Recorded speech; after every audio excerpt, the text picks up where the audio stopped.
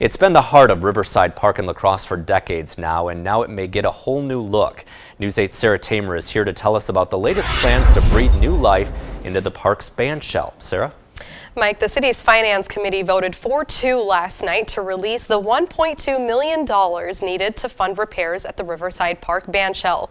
La Crosse Parks and Recreation directors say this project should be viewed as one of the city's needs.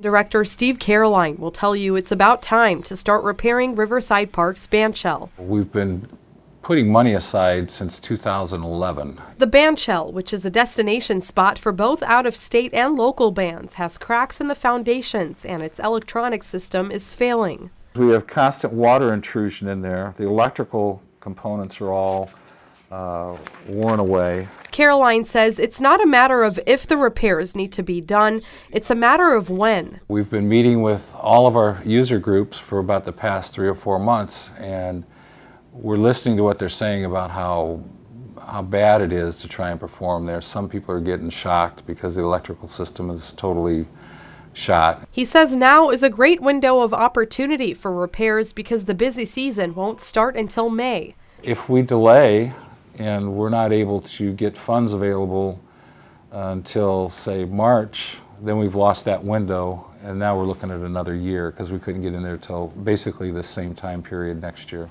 Director of Marketing for Explore La Crosse, Brent Hannafel, echoes that message, saying the bandshell brings more than 100,000 people to the park, so it's only right it gets some TLC. I mean, this has been on a lot of people's minds.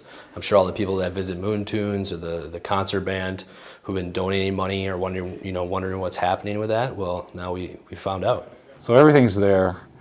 It's just a matter of ensuring that we can keep it there. Parks and Recreation directors also say it's important to keep in mind the repairs won't replace the historic touches that currently sit on the bandshell.